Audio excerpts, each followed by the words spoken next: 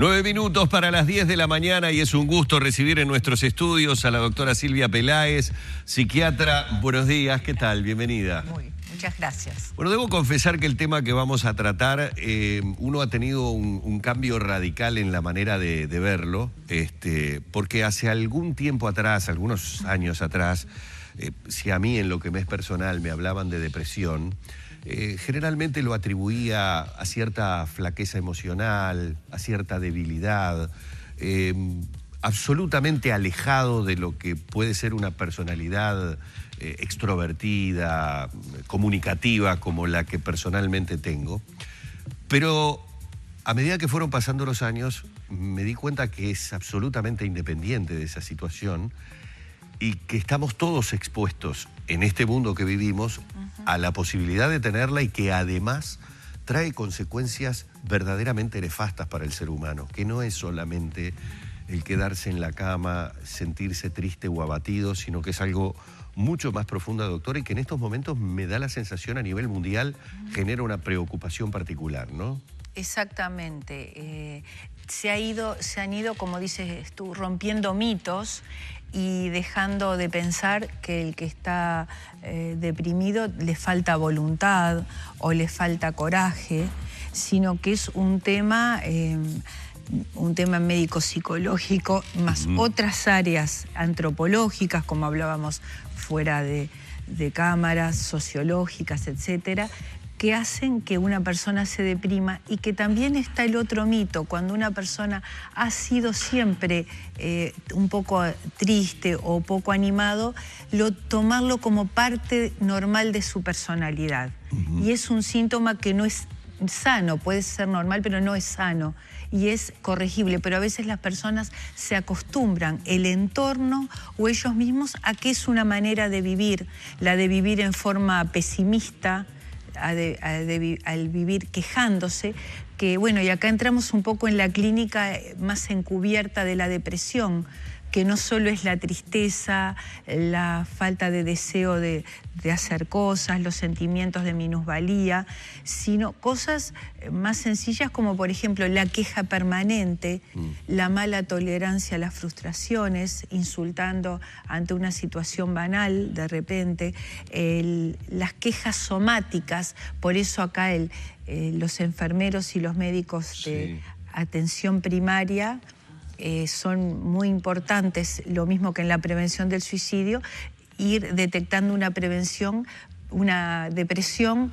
porque se dan muchas veces quejas que uno llama somáticas, dolores de cabeza, dolores de abdomen, etcétera, y la persona recorre muchas especializaciones médicas, se invierte mucho en que está bien si lo requiere la clínica que se invierta, pero que a veces es excesivo para buscar con exámenes paraclínicos la causa de ese dolor. Claro. Y en realidad es una depresión encubierta.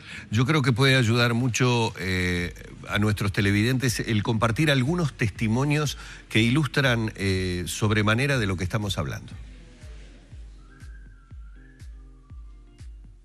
Me despertaba al amanecer, a las 4 de la mañana, con un sobresalto horrible, prácticamente sudorosa, pero muy paralizada, con incapacidad de moverme. En los momentos cuando uno se siente, está triste, está deprimido, sí ha sido importante buscar ese apoyo, o sea, buscar esa primera ayuda. Y empecé a descuidar mi apariencia física. Esto empezó a tomar unos giros ya graves y yo empecé a tener ideas suicidas. Busqué ayuda de mi familia, ¿no? Y prácticamente fue el apoyo de ellos que me ayudó a superar ese primer bache. El solo hecho de estar verbalizando mis cosas frente a la psicóloga, que era una psicóloga, empezó a aliviarme. Todos los seres humanos padecemos de alguna enfermedad, necesitamos ayuda y apoyo de las demás personas. Es una ¿Es una enfermedad de nuestro tiempo o esto es algo que tal vez... La pregunta viene a cuento de que recuerdo por finales de la década del 60, si mi memoria no me falla, ya por el 69, una película protagonizada por Norman Brisky llamada La Fiaca, una película argentina.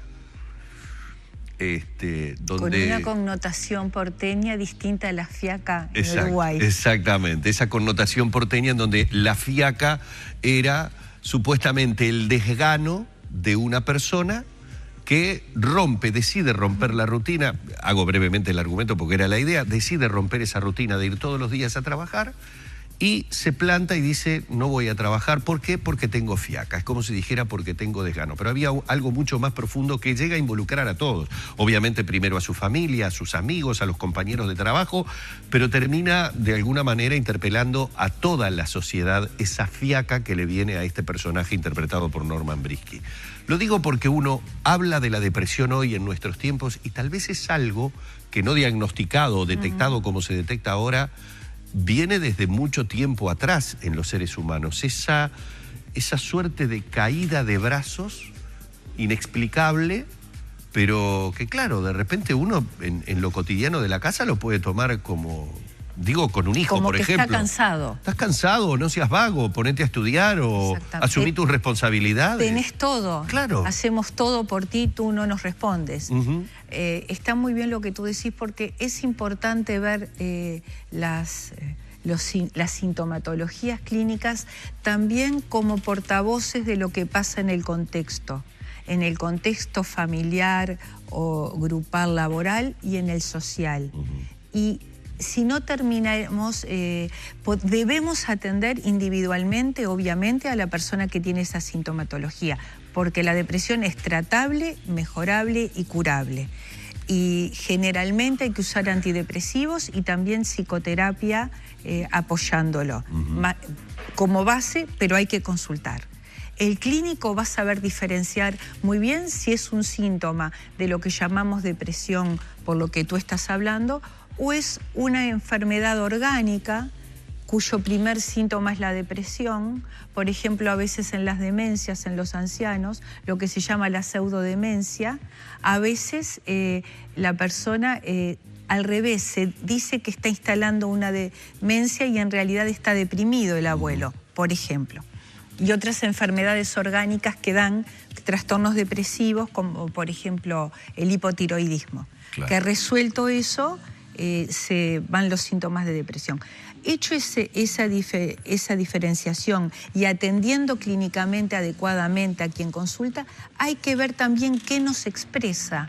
A veces una persona deprimida es el portavoz de un contexto donde hay violencia, donde hay sometimiento, y esa incapacidad para verbalizar, para pedir ayuda, inclusive para entender que está siendo victimizada, le hacen que lo que sería una especie de rabia o de ira caiga sobre sí misma, y es lo que podemos también llamar depresión en forma dinámica, pero pasa a ser el enfermo del grupo, cuando en realidad el entorno está de alguna manera descargando sentimientos o actitudes incorrectas sobre esa persona. Y al ser tan fácil para quienes no tienen... como en el bullying, por ejemplo. Ahí está. Exacto, el bullying es un caso bien concreto y que se da en los adolescentes, porque volvemos al tema de que estamos hablando de una enfermedad, la depresión, que no mide ni edades... Ni clase social, es muy democrática, lamentablemente. Sí. ¿Y qué pasa cuando el entorno no se da cuenta que lo que está sucediendo es que esta persona está enferma de una depresión? Es decir, ¿la depresión a qué me va llevando? La depresión me va llevando a ir cortando vínculos, a perder interés por pasiones, ya que hablaste de una película argentina como El secreto de sus ojos, donde dice que uno nunca abandona su pasión, donde el protagonista, su pasión es el fútbol. Bueno, de alguna manera el que tiene una depresión mayor abandona su pasión, podría ser la excepción a lo que dice ese protagonista, y se retira de los lugares más queridos y de defender sus derechos también. A todo eso le genera trastornos en la pareja, no solo de índole sexual, sino de otra índole, incumplimiento laboral o estudiantil, donde sería de repente sancionado en esos lugares, lo cual aumenta su depresión.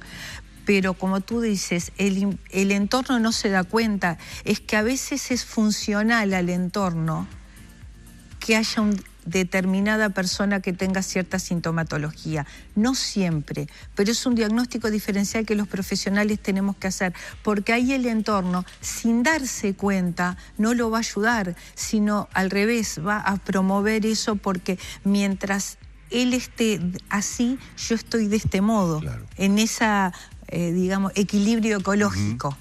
¿Y lleva al suicidio? Es cuando, en los grados avanzados, sí. Cuando es muy paralizante, no porque la persona quiere morirse, pero no tiene, digamos, la habilidad para realizar el acto del suicidio. Entonces acá viene un tema. Cuando indicamos antidepresivos, las 3 primeras semanas en general, la persona no está más animada, pero está menos inhibida. Entonces ahí aumenta el riesgo de suicidio. Por eso es que se indican o internaciones o un acompañamiento responsabilizando al entorno de esa persona. Después, cuando ya prende el antidepresivo y está más animada la persona, más lo verbal, como decía la persona que hablaba desde Colombia, en una terapia, el riesgo va disminuyendo. Pero ¿cómo no? ¿Por qué llevaría al suicidio? Por los sentimientos de falta de dignidad que tiene no es que tenga falta de dignidad, se siente indigno el que está muy deprimido, se siente inútil y piensa que el mundo estaría mejor sin él. Entonces está la caída de la autoestima, que sería... Nosotros decimos que el que se suicida no quiere morir, sino dejar de vivir así, y está mandando un mensaje de algo.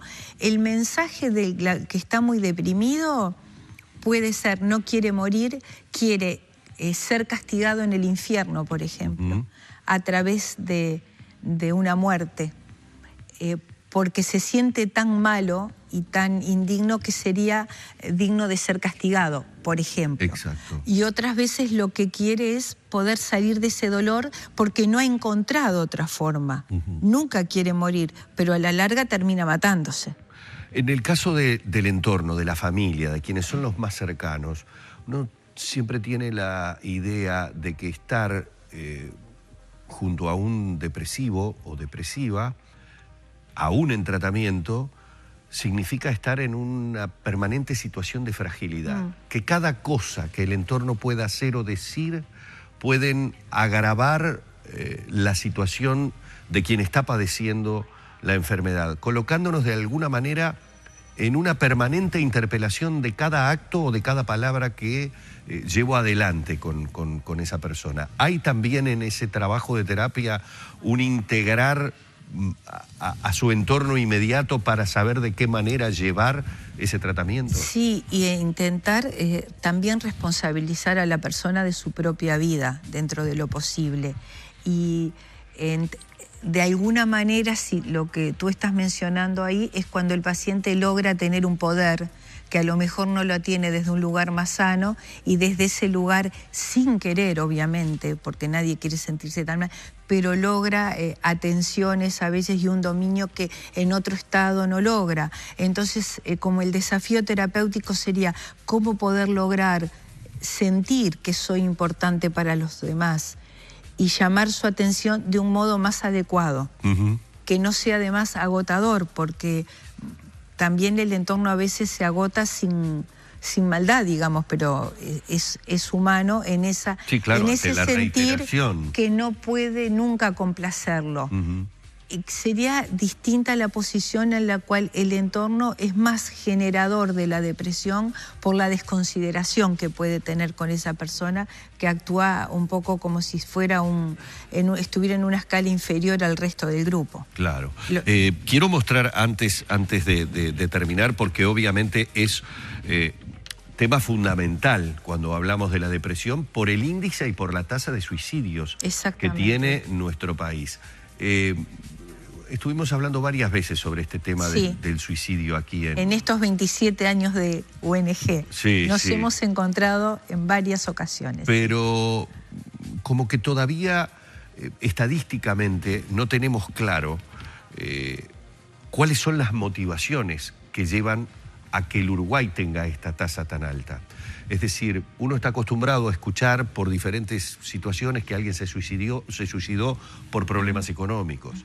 Tenemos suicidios ahora lamentablemente muy vinculados a los temas de feminicidio. Es decir, encontramos al hombre en un acto agresivo para con su expareja o pareja y hasta con sus propios hijos, y la determinación de autoeliminación. ¿Hasta dónde allí existió o existía en estos casos, tanto en el económico como en el de la violencia familiar, podría existir un tema de depresión?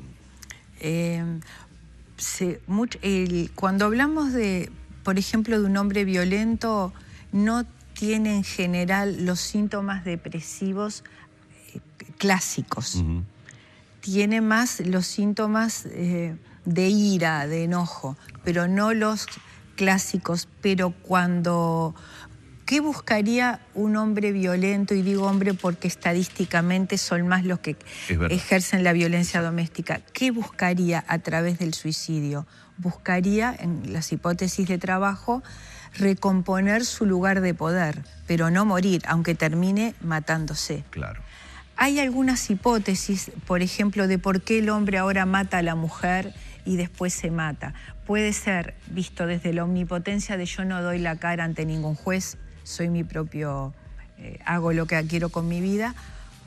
Otros dicen que otra hipótesis es que la sociedad ya no lo ve, no lo acepta tanto. Y por eso no podrían presentarse. Claro. Ir lo más campante, como si fuera en una letra de tango las trenzas de mi China y el corazón de él. Claro. Entonces, pobre hombre, lo que le pasó, ¿cómo no la va a matar? O sea, ahí estamos viendo, Humberto, los factores socioculturales, tanto del suicidio como de la depresión. Y por ejemplo, lo económico, siempre está la gota que rebasa el vaso, el desencadenante, pero el tema es el agua que llenó el vaso, y entonces decimos que el suicidio es multicausal, claro, ante ese desencadenante. Y con respecto al Uruguay, es de los que tiene mayor índice, mayor tasa en Latinoamérica, pero también en Latinoamérica es de los que tienen mejor registro de muerte. En muchos lados, como en Perú, casi no aparece registrado el suicidio, pero ponen accidente, muerte violenta. Claro. El nuestro es un buen registro. Asfixia, pero no ponen que fue autoasfixia. Que fue autoasfixia. Recordemos, este curso de formación en suicidología dirigido a profesionales y estudiantes de la salud para referentes sociales y religiosos, que tiene inicio el próximo martes de 19 a 21 horas. Formas de comunicarse. Bueno, para los con María José, bien, mdiagosto@ultimorecurso.com.uy o al 094-440877, enviar un SMS o un WhatsApp que le vamos a estar respondiendo. Lo vamos a estar compartiendo en nuestro Facebook para quienes estén interesados. Ingresen al Facebook de Arriba Gente, allí van a tener toda la información, y queremos agradecerle una vez más a la doctora Silvia Peláez estos minutos aquí en la mañana de Arriba Gente. Un gusto como siempre. Un placer. Cerramos por aquí la entrevista junto a la psiquiatra Peláez.